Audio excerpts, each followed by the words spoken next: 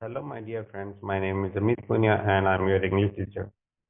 Today we will discuss about past continuous tense, the common uses of past continuous tense, where we can use it. Use one. Action happening at a specific time in the past.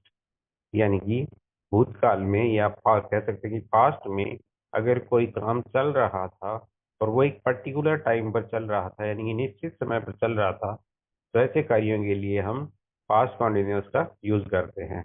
जैसे कि मैं कल रात 8 बजे पढ़ाई कर रहा था, यानी कि पढ़ाई कब कर रहा था? कल, जो क्या दिखाता है? पास्ट को। और कब कर रहा था? 8 बजे, तो वो क्या दिखाता है? Particular time. I was studying at 8 PM yesterday. तो है शाम 7 बजे खाना बना रही थी, यानी कि वो 7 बजे क्या कर रही थी? खाना बना रही थी। ये तो दर्शाता है कि वो खाना बना रही थी, खाना बनाने का काम जारी था।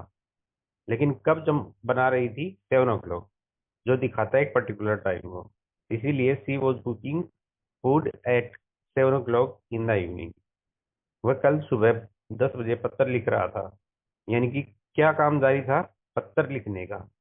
और कब? 10 बजे।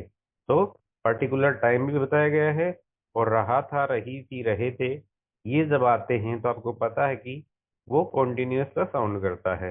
अगर था, थे, थी आया है, रहा, रहेगी आगे, तो पास्ट कॉन्टिन्यूस। अगर है, हूँ, है आया है तो प्रेजेंट कॉन्टिन्यूस। और होगा, होगी आया है तो फ्यूचर कॉन्टिन्यूस। चलिए दोस्तों, इसी प्रकार इसका अगला यूज देखते हैं। Two action happening at same time, यानी कि दो एक्शन एक ही समय पर हो रहे हों।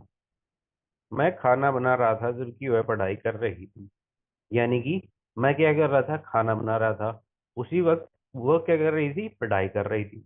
यानी कि दो काम एक साथ जारी थे। I was cooking dinner while she was studying. इसी प्रकार वे बाहर खेल रहे थे जबकि बारिश हो रही थी, यानी कि दो काम एक साथ हो रहे थे। एक तो वे खेल भी रहे थे और बारिश भी हो रही थी, यानी कि बारिश उनके ऊपर गिर रही थी।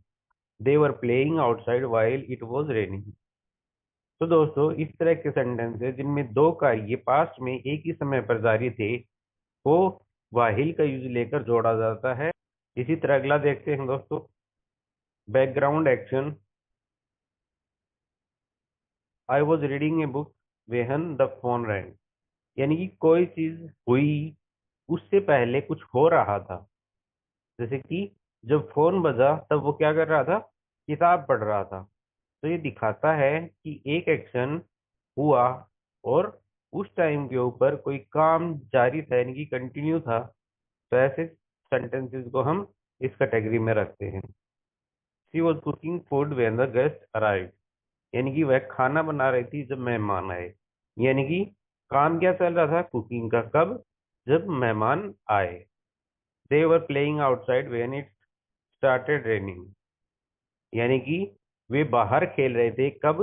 जब बारिश होनी शुरू हुई। यानी कि काम क्या जारी था? खेलने का। लेकिन कब?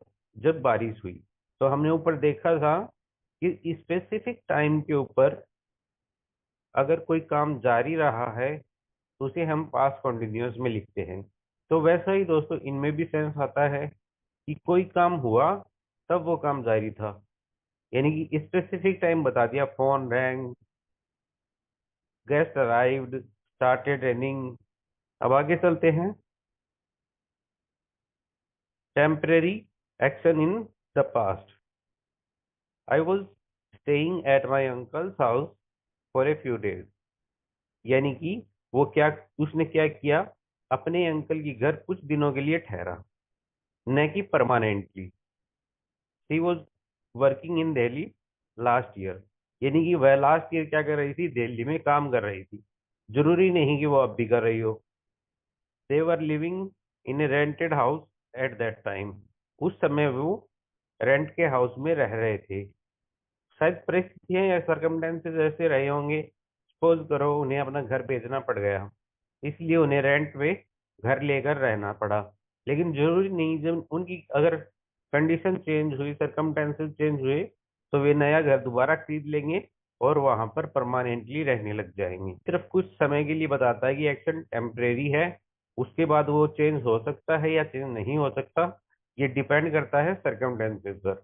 ओके दोस्तों, आज के लिए इतना काफी है।